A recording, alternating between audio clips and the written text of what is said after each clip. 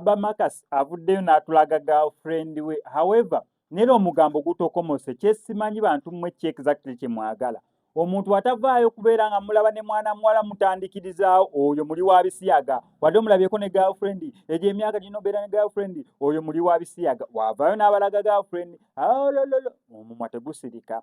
Kyekimu ne ku Solomon Kampala yavaayo n'abalaga girlfriend we waayitawoko omwaka gumu ebiri bw'atyo n'aproposinga. Naye mu kuproposinga eno tuli mu struggle bo bali mu proposinga eno tukyusa DP tuteekako Bobi Wine ye yagikyusizza bannange omugambo gwatokomoka. Naye kweno ensonga bannange bano tubagaliza essanyu jjererwa kuba nange ntiddemu naye omwana actually ate tetunabeera nga tukikonfaminga just lwakuba tuvuga mu mwana okonfaminga tetunabeera nga tukonfaminga.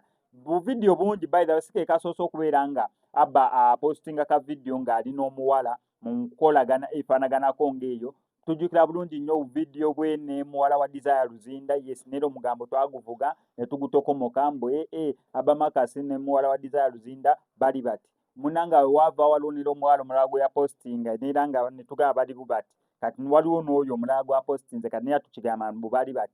However, ne Solomon naye twakikolako waliwo obuwala bwe yeekubisaako nanga buli bubi abantu ne bagamba omwana w'omugundi alyanga muzungu ng'ali mu babiri. However, ye yavuddeyo nakikiriyalinga kubanga yaproposinga. So ekyabano katubasabire busabizi ensonga zibeere nga basobola ozikwasaganya. On Cosmx Media tugenda sigala tukuwa updates gwe kyolina okukola subscribing and notification bell ebisigadde obitulekere. Still wano Cosmx Media kujjukiza nti twamanya ne bannaffe abalegit shots omuyimbi nga yagakolera oluyimba lwa video yagakolera audio yagakolera visualizer kuba okubikolera namba y'essimu ebisigadde obitulekere.